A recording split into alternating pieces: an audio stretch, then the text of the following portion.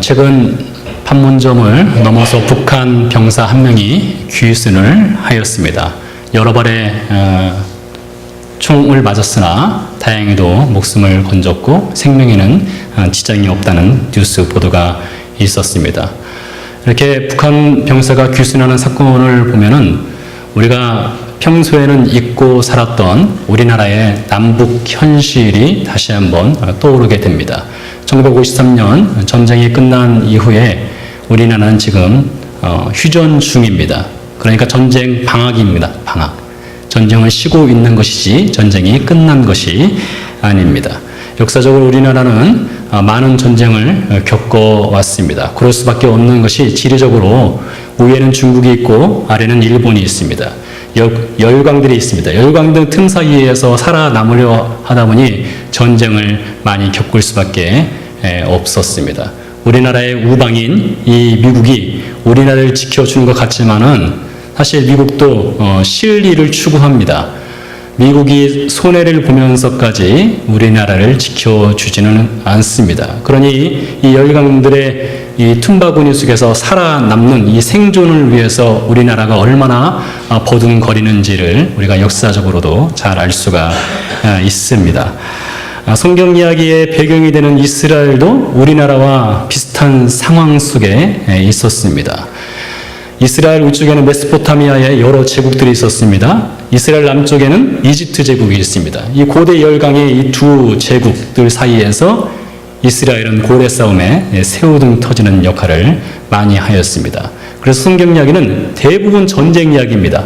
이스라엘 땅에 들어와서 고대 열강들이 전쟁을 치르고 이스라엘 땅을 서로 차지하기 위한 전쟁 이야기들이 성경에 많이 기록되어 있습니다. 적어도 880번 이상의 전쟁이 성경시대에 있었다고 하니 얼마나 많은 전쟁이 이 성경시대 당시에 이스라엘 땅에서 있었는지를 짐작해 볼 수가 있습니다. 이 두 제국, 메소포타미아와 이집트 이 두 제국 사이에서 많은 전쟁이 있었는데 오늘 우리가 읽은 본문의 주인공인 히스기야, 이 당시는 많은 전쟁들 중에서 특별히 이스라엘의 운명이 풍전등화에 놓이는 때의 사건을 다룬 것입니다. 히스기야가 다스렸던 당시는 이스라엘이 굉장히 어려운 시기였습니다. 그래서 오늘은 이 히스기야라는 인물을 통해서 하나님께서 우리에게 들려주시는 메시지를 듣고자 하는데, 이 히스기야는 예수님의 출생 기록부에 기록된 인물이기도 합니다.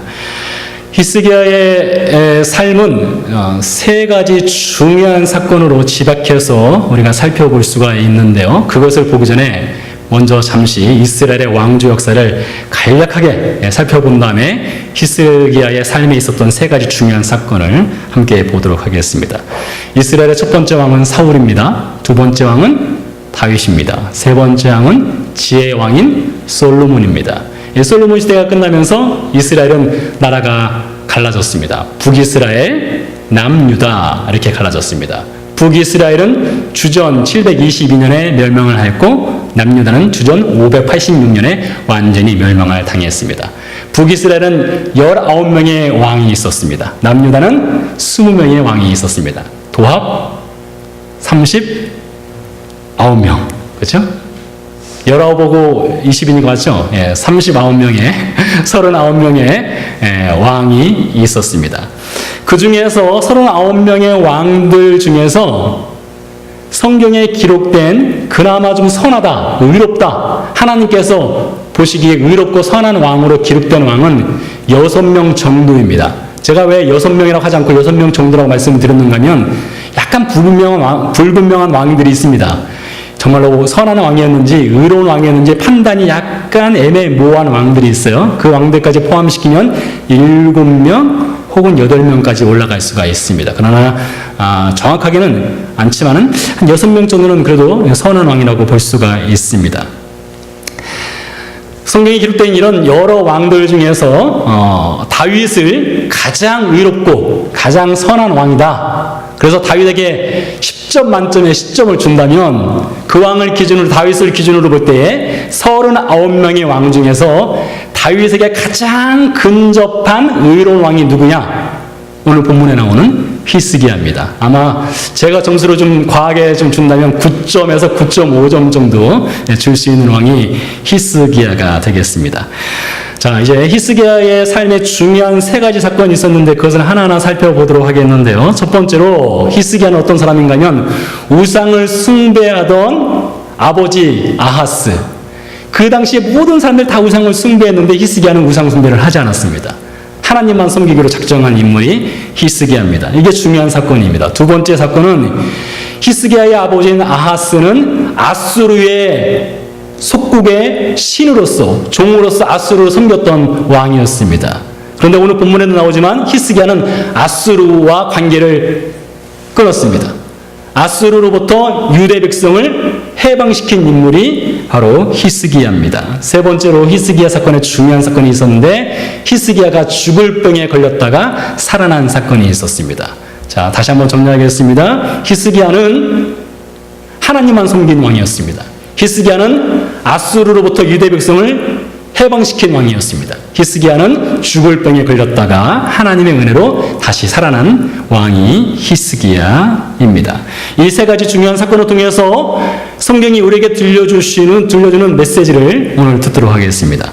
사람이 세상에 태어나서 죽을 때까지 사람은 기록을 남기게 되어 있습니다. 저도 기록이 있고 여러분도 기록이 있습니다. 출생신고를 합니다. 그때 출생신고를 하면 연도, 월, 그리고 일이 적힙니다. 그리고 출생한 장소가 적힙니다. 그리고 그때부터 우리는 모든 기록을 남깁니다. 자라면서 다니는 학교, 그리고 직장, 이것이 모든 기록으로 다 남게 됩니다. 심지어 죽은 다음에도 우리는 기록을 남깁니다. 사망, 일자, 어디서 사망했는가, 어떻게 죽었는가, 이것을 다 기록을 남겨서 기록을 보관을 하게 되겠습니다. 공식적인 기록인 거예요. 이것은 없앨 수가 없습니다. 성경 인물도 마찬가지입니다. 성경 인물도 또 살아오면서 삶의 기록을 남겼습니다. 물론 성경 인물들의 기록은 그들이 몇 년에 태어나서 몇 년에 죽었는가 이것은 정확하게 나와 있지 않습니다. 주로 성경 인물들에 관련된 기록은 그들이 어떠한 삶을 살았는가 삶에 대한 평가가 기록으로 남습니다. 북이스라엘의 첫 번째 왕은 여로보암입니다. 여로보암에게 늘 붙어 다니는 꼬리표가 하나 있었습니다. 무엇인가 하면 여로보암의 죄를 따라라는 꼬리표였습니다.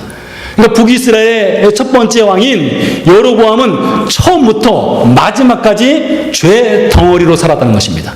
그는 죄로 시작해서 죄로 마지막을 마친 인물이었습니다. 여로보암의 뒤를 이어서 18명의 북이스라엘 왕들이 일어났습니다. 그 모든 왕들이 어떻게 살았느냐? 여로보암의 죄를 따라서 살았습니다. 그러니까 첫 번째 왕인 여로보암이 죄로 살았고 죄로 죽었는데 그를 이어서 일어난 모든 18명의 왕들 역시 마찬가지로 여로보암처럼 죄를 범하다가 죄에 의해서 죄에 빠져서 살다가 죽었다는 것입니다.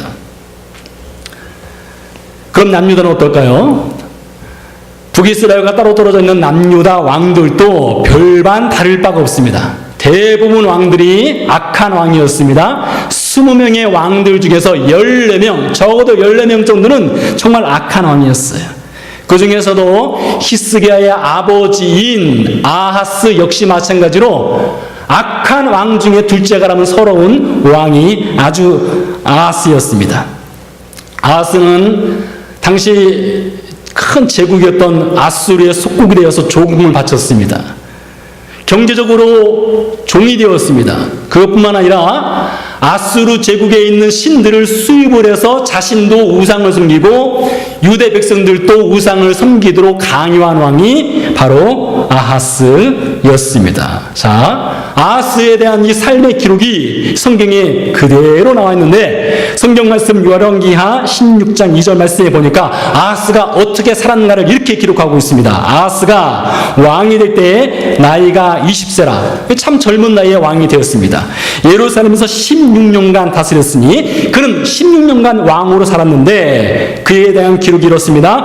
북이스라엘 왕 여로보암과 그의 뒤를 이은 모든 악한 왕들의 본을 받아 행하였다.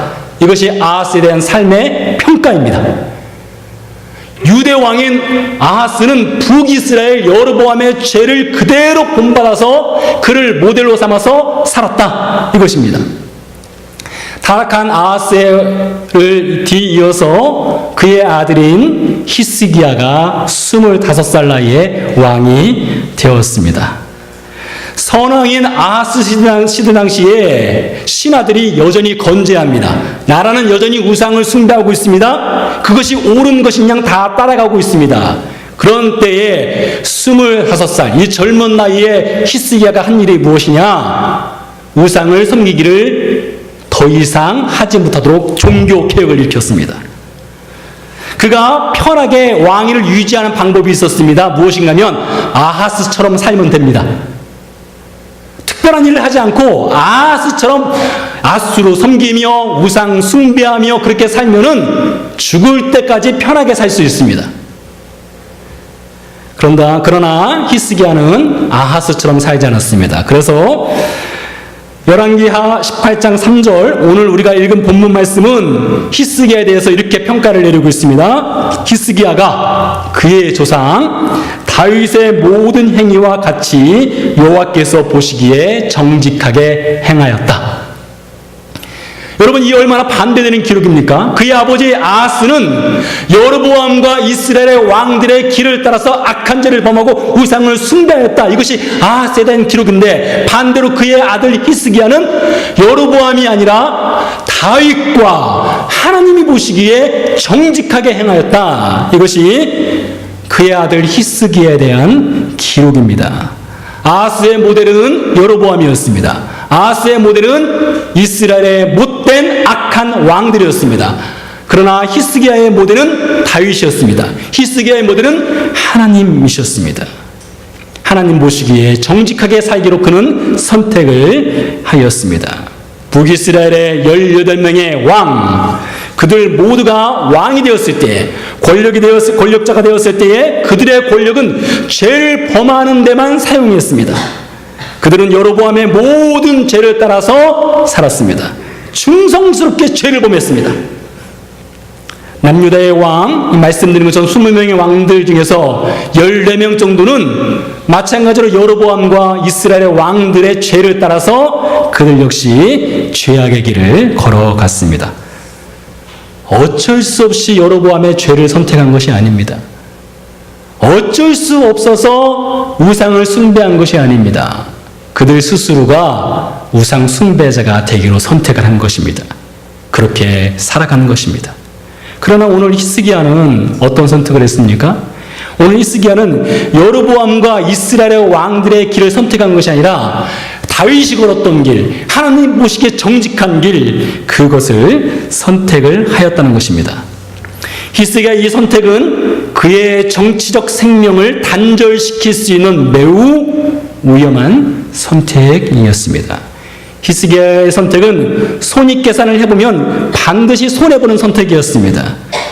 정치인들이 정치적 선택을 할 때에 옳고 그름에 따라 선택을 하는 것이 아니라 이것이 나에게 얼마나 유익한가, 내 정치 생명을 얼마나 더 연장시킬 수 있는가가 우선순위가 되는 경우가 상당히 많습니다. 사람들로부터 얼마나 인기가 많고 박수 갈채를 받는가에 따라서 그들이 결정하는 것, 선택하는 경우들이 많이 있습니다. 그러나 히스기야는 어떤 선택을 했습니까? 하나님 보시기에 옳은 선택, 다윗이 걸었던 그 선택만을 하였던 것입니다. 예수님께서 말씀하셨습니다. 많은 사람들이 넓은 길로 간다. 넓은 길은 편한 것처럼 보인다. 부드럽다. 가기 편하다. 그래서 많은 사람들이 넓은 길로 가는데 그 길의 끝은 사망이다.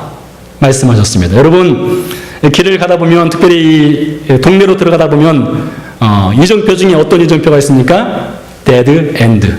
그게 무엇입니까? 나가면 끝이다. 들어가면 끝이다. 나올 수 없다는 것입니다. 더 이상 길이 없다는 것입니다. 많은 사람들이 넓은 길로 가고 있는데 그 넓은 길의 끝이 마치 데드 엔드와 같다는 것입니다. 그 길로 가서는 죽는다는 것입니다. 그럼에도 불구하고 얼마나 많은 사람들이 넓은 길, 편한 길, 자기 보기에 좋은 길, 하나님 보시기에 정직하지 아니한 길, 그 길을 선택해서 걸어가고 있습니까? 예수님께서 제자들에게 말씀했습니다. 너희는 그래서는 안 된다. 너희가 선택할 길은 좁은 길이다. 협착한 길이다. 사람들이 잘 가지 않는 길이다. 그러나 하나님 보시기에 옳은 길이라면 그것을 선택해야 된다. 라고 제자들에게 말씀했습니다. 여러분, 마찬가지입니다. 우리 그리스도인들이 선택하는 길은 다른 길이 아닙니다. 우리 그리스도인들이 선택하는 길은 데드엔드, 넓은 길이 아닙니다. 우리가 선택해야 되는 길, 마땅히 우리가 주저하지 않고 선택하는 길은 하나님 보시기에 옳은 길입니다. 하나님 보시기에 정직한 길입니다. 성경 인물 다윗이 걸었던 그 길을 우리가 선택을 해야 합니다. 여러분, 올바른 선택을 하기 위해서는 무엇이 필요한가 하면 결단이 필요하고요. 희생이 필요합니다. 희생과 결단 없이 올바른 길 절대로 선택을 할 수가 없습니다. 제가 최근에 오카는 목사님, 이미 작가하셨지만 오카는 목사님께서 하신 설교 한 편을 들었습니다. 정직에 관한 설교입니다. 오늘 본문과는 사실 특별한 연관성은 없습니다. 그런데 오카는 목사님 설교 중에 이런 말씀이 있었습니다. 정직하려면 손해보아야 된다. 손해보지 않고 정직해진다는 것은 거짓이다. 여러분, 사실 그렇습니다. 제 자신을 돌아봐도 제가 정직해지기 위해서는 손해봐야 됩니다. 손해보지 않고 정직하려 한다? 이것은 있을 수 없다는 것입니다. 맞는 말입니다. 마찬가지입니다. 올바른 선택하기 위해서는 손해를 봐야 됩니다. 올바른 선택하기 위해서는 희생이 있어야 됩니다. 올바른 선택하기 위해서는 결단이 있어야 됩니다. 자, 히스기야가 이제 올바른 선택을 하기 위해서 그가 결단을 내릴 때가 됐습니다. 말로만 하나님 따라가지 않았습니다. 말로만 종교교회 가지 않았습니다. 말로만 나는 우상 숭배하지 않을 거야 하지 않았습니다. 그가 올바른 선택하기 위해서 가장 중요한 결정을 할 때가 되었는데 그것은 무엇인가 하면 앗수르와 단교를 하는 것입니다. 히스기야가 남유다 왕이 되었을 때에 북이스라엘의 왕은 호세아였습니다.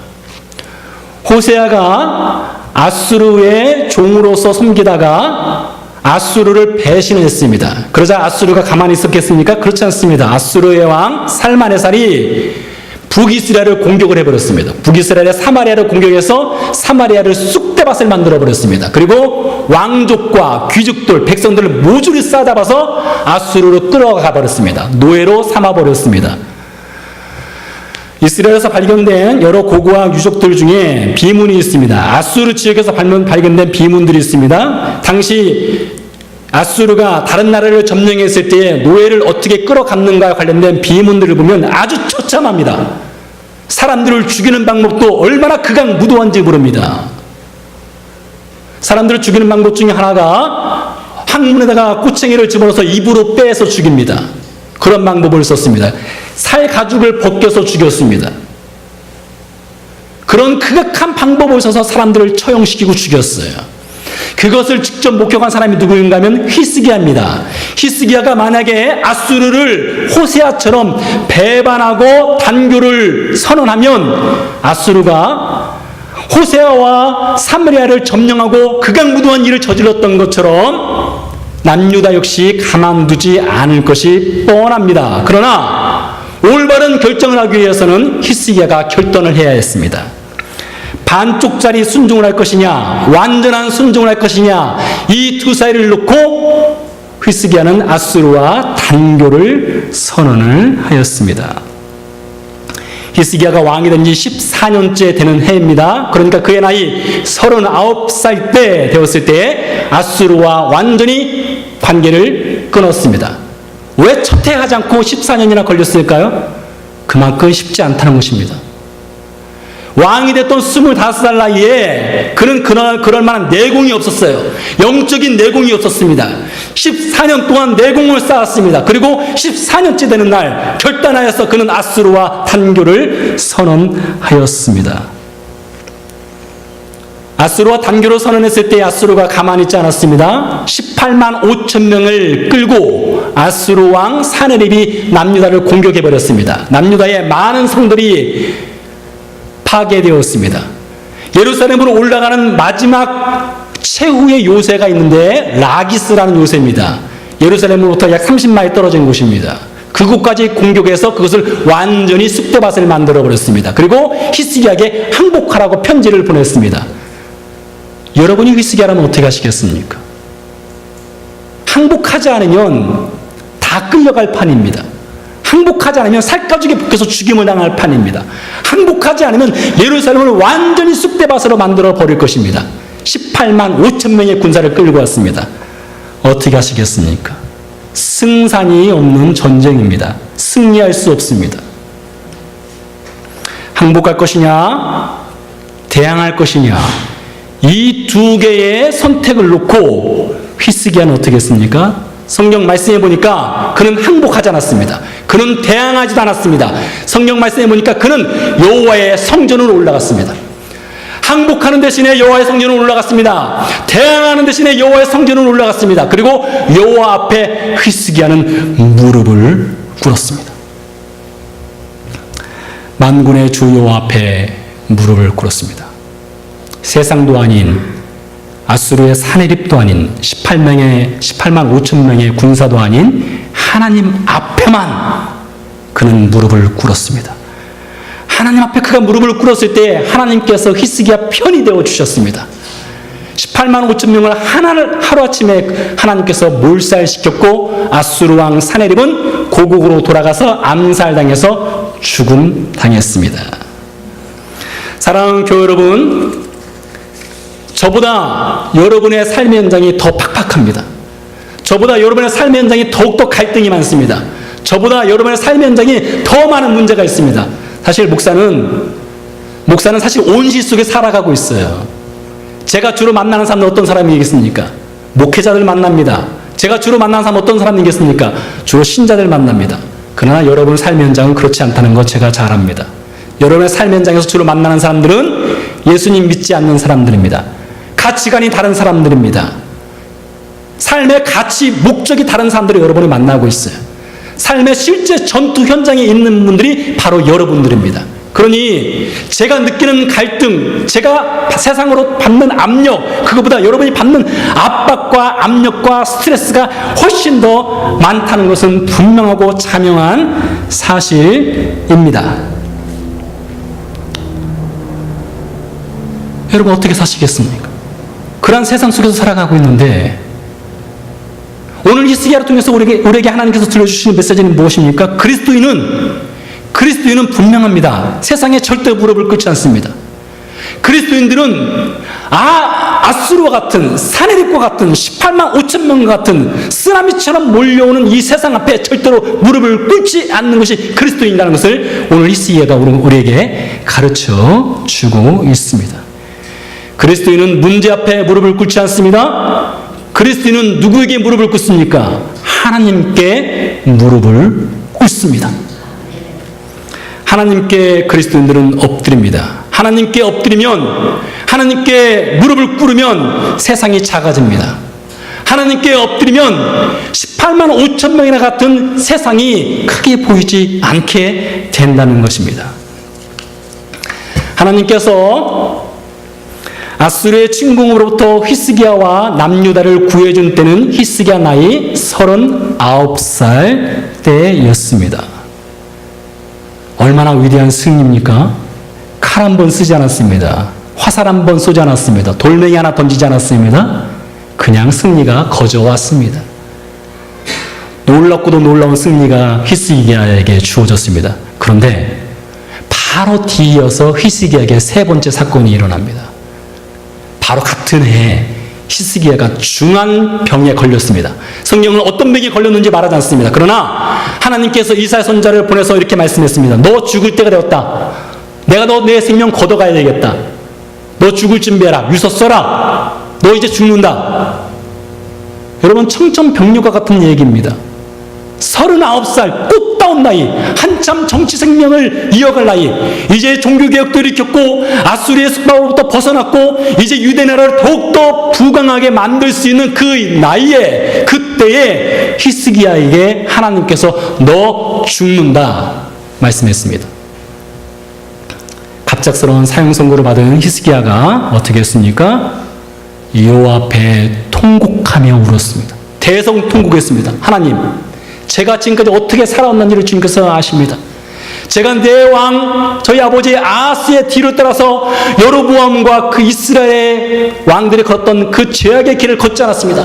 저는 다윗처럼 하나님만 섬겨왔습니다. 하나님, 제 인생을 보셨으니 저를 살려주세요라고 그가 통곡하며 하나님께 간구했습니다. 하나님께서 어떻게 하셨습니까? 바로 그날 15년을 더 연장시켜 주었습니다. 그러니까 39 더하기 15년이면 몇 살이죠?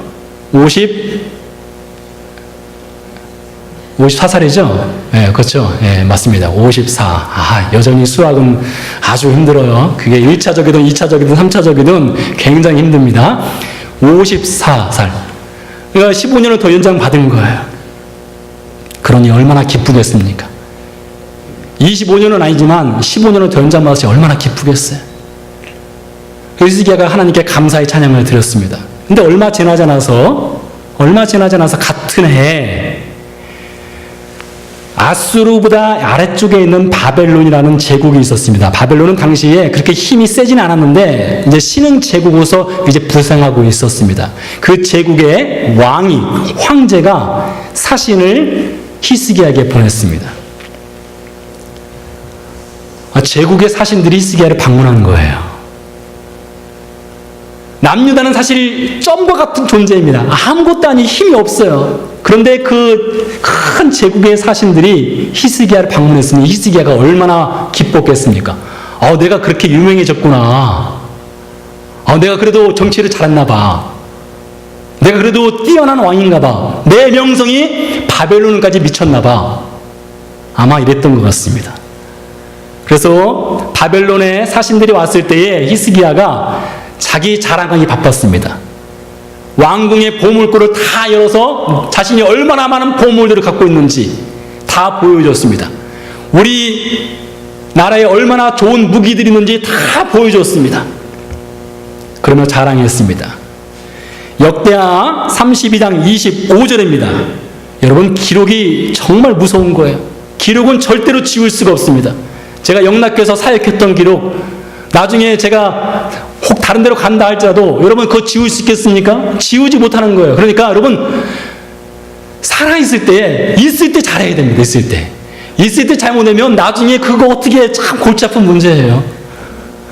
히스기야가요, 이 바벨론 사신들이 왔을 때 어떻게 행했는지를 역대하 32장 25절에서 기록하고 있는데 이렇게 기록하고 있습니다. 히스기야가 마음이 교만하여. 여러분, 이 짧은 한마디가 히스기야의 인생에 오점을 남기는 것입니다. 히스기야가 마음이 교만하여. 모두가 다 여로보암의 길을 따라서 북이스라엘의 악한 왕들의 길을 따라서 살아갔을 때에, 그것을 선택했을 때에 히스기야만은 다윗을 따라서, 여호와를 따라서 하나님 보시기에 옳은 길, 정직한 길을 선택했던 왕이었습니다. 생명의 위협을 당할지라도 아수르와 단교를 하였고 아수르에게 무릎을 꿇지 않고 하나님께만 무릎을 꿇었던 왕이었습니다. 그러던 히스기야도 교만에 걸리니까 바로 자빠져 버렸습니다. 교만의 벽을 넘지 못했습니다. 제가 말씀드렸죠. 이스라엘의 39명의 왕들 중에서 6명 정도가 의로운 왕이었다라고 말씀을 드렸습니다. 그 중에서 히스기야의 조상 중에 우시아라고 하는 왕이 있습니다. 그는 의로운 왕이었습니다. 그런데 그도 교만 때문에 넘어져 버렸습니다.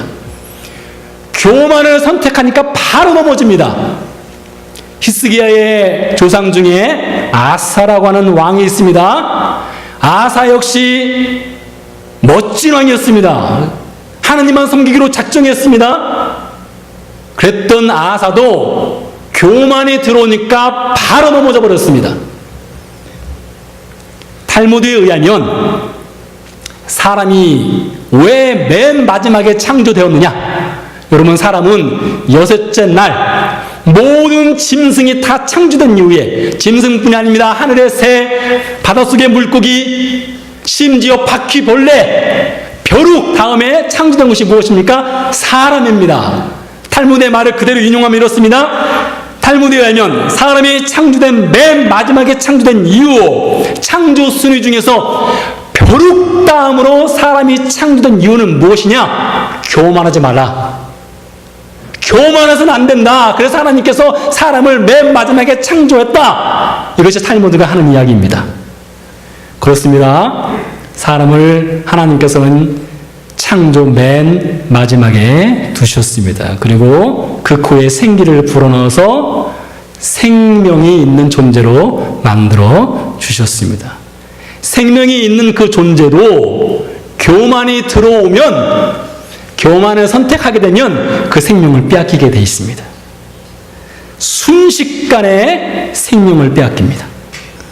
그래서 교만이라는 것은 사람에게 가장 위험한 질병입니다. 히스기야를 무너뜨린 것은 아수르의 18만 5천 명이 아닙니다. 히스기야를 무너뜨린 것은 아수르의 사내립이 아닙니다.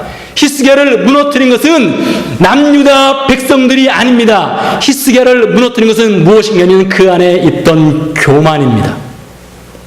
그가 교만을 선택하는 순간 교만은 히스기야 마음 중심을 사로잡았고 히스기야를 넘어뜨려 버렸습니다. 잠언서 기자가 인간의 교만에 대해서 이렇게 이야기하고 있습니다. 교만은 패망의 선봉이요 거만한 마음은 넘어짐의 앞자이니라. 히스기야는 바벨론 사신들이 찾아왔을 때에 자기 자랑을 해서는 안 됐습니다. 자기 자랑이 아니라, 보물 자랑이 아니라 하나님께서 어떻게 행하셨는가를 자랑해야 했습니다. 우리 하나님은 위대하신 분이다. 천상천하에 우리 하나님 같은 분이 없다라고 그는 자랑했어야 했습니다. 그러나 히스기야가 자랑한 것은 내가 이런 사람이다, 이것이었습니다. 제가 가끔 제 자신 스스로가 깜짝깜짝 놀랄 때가 있는데 제 안에 교만이 들어올 때입니다. 여러분 앞에 부끄럽지만 제가 제일 많이 교만이 들어올 때가 언제인가면 이스라엘과 관련된 이야기가 있을 때입니다. 이스라엘 살았었잖아요. 이스라엘에서 제가 100번 이상을 제가 성지 안내를 했습니다. 벌써 제가 지금 교만함 얘기를 하는 거예요. 그러니 제가 성지 안내를 하는 사람들 중에서 보면은 성지와 관련된 책이라든가 그런 내용들을 보면은 잘못된 것들을 발견할 때가 있습니다. 그러면 제 안에 무엇이 들어오는가 하면 교만이 들어와요. 아우 저거 아닌데, 저 사람 저 능력 가지고 성지 안내를 해? 저 능력 가지고 책을 써?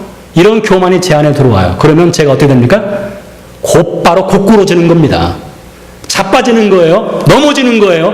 저를 넘어뜨리는 것은 음란한 것이 아닙니다. 저를 넘어뜨리는 것은 지식이 아니에요. 저를 넘어뜨리는 것은 제 경험이에요. 그것이 저를 넘어뜨리게 하더라고요. 히스기야는 자기 과시하기에 바빴습니다. 얼마나 좋은 차를 타느냐, 얼마나 좋은 집에 사느냐, 얼마나 좋은 옷을 입느냐, 얼마나 많은 돈을 갖고 있느냐, 이것이 저와 여러분의 삶의 질을 결정할 수가 있습니다. 사실입니다. 좋은 집에 살면 좋지 못한 집에 사는 것보다 훨씬 삶이 평안할 수 있습니다. 좋은 차를 타는 것이 좋지 않은 차, 덜덜거리는 차 타는 것보다 훨씬 편안할 수가 있습니다. 삶의 질을 결정할 수가 있습니다. 그러나 그것이 여러분의 믿음의 질을 결정하는 것은 아닙니다. 좋은 집에 사는 것, 좋은 차 타는 것, 좋은 옷을 입는 것, 여러분의 믿음의 질과는 전혀 상관이 없습니다. 근데 히스기야가 교만에 빠지니까 하나님이 안 보이는 거예요. 교만에 빠지니까 그가 소유하고 있는 보물이 보이는 거예요. 교만에 빠지니까 그가 갖고 있는 것들이 보입니다. 그것만 자랑하기에 바쁜 것입니다. 히스기야가 무릎으로 승리했었습니다. 히스기야가 무릎을 꿇고 하나님께 간구했을 때 하나님께서 그에게 승리를 주셨습니다. 근데 그의 마지막은 그저 아침 안개처럼 쉬 사라지는 물질의 눈이 어두워져서 자기 과시와 교만이라는 질병에 빠져버렸습니다. 그래서 그에게 10점 만점의 10점을 줄 수가 없는 것입니다. 히스기야의 이름의 뜻은 하나님이 나를 강하게 하신다라는 뜻이 있습니다. 하나님이 나를 강하게 하신다. 그가 여호와의 성전에 들어가서 기도할 때 하나님께서 히스기야를 강하게 하셨습니다. 그가 무릎을 꿇었을 때 하나님께서 히스기야를 강하게 하셨습니다. 모두가 여로보암과 이스라엘의 왕의 길을 따라서 악한 길을 선택했을 때 히스기야만은 하나님의 길을 선택했을 때 하나님께서 그를 강하게 하셨습니다. 그렇게 강했던 히스기야도 교만 앞에서는 여차없이 무너져 버렸던 것입니다. 사랑하는 용락교회 성도 여러분, 여러분을 강하게 하시는 것이 무엇입니까? 여러분이 내세울 수 있는 것이 무엇입니까? 여러분이 흔들리지 않는 반석과 같이 여기는 것이 무엇입니까? 우리가 하나님을 선택할 때 우리가 강해질 수 있습니다. 우리가 하나님 보시기에 옳은 길을 선택했을 때에 우리가 강해질 수 있습니다. 그러나 반대로 우리 자신이 붙잡고 있는 것을 선택할 때에 교만한 것을 선택했을 때 우리도 무너집니다. 내가 이 정도야 라고 말할 때 무너집니다. 그러나 하나님이 이런 분이십니다. 하나님이 이렇게 행하셨습니다. 제 눈에는 하나님밖에 보이지 않습니다. 저는 하나님께만 무릎 꿇습니다. 이렇게 하나님을 선택할 때에 하나님이 히스기야처럼 우리를 강하게 하십니다. 기도하시겠습니다.